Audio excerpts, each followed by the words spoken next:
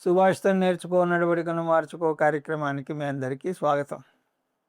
ఈనాటి సుభాషితం కథం భీష్మమహం సాంఖ్యే ద్రోణంచ మధుసూదన ఇషుభి ప్రతియోత్స్యామి పూజార్హవరిసూదన. ఈ శ్లోకం భగవద్గీతలోని సాంఖ్యయోగంలోంచి గ్రహించబడింది.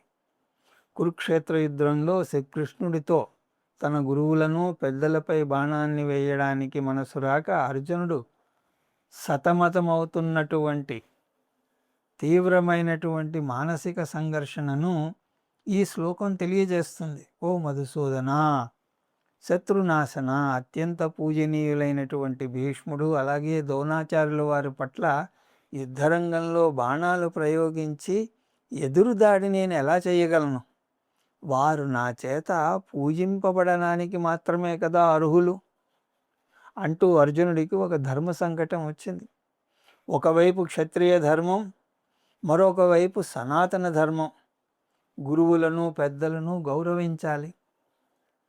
అర్జునుడు ఈ రెండింటి మధ్య నలిగిపోతూ తన విధి నిర్వహణలో అయోమయానికి గురయ్యాడు. ఈ శ్లోకమే భగవంతుడైనటువంటి శ్రీకృష్ణుడు గీతోపదేశం చేయడానికి పునాదిగా మారినటువంటి మానసిక స్థితిని సూచిస్తుంది. ఆ విధంగా జీవన సంగ్రామంలో కూడా ధర్మాధర్మ విచికిత్స కలిగినప్పుడు భగవత్ ప్రబోధమైనటువంటి భగవద్గీతను ఆశ్రయిద్దాం. రేపు మళ్ళీ ఇంకొక సుభాషితంతో మళ్ళీ కలుద్దాం. హరి ఓం తత్సత్.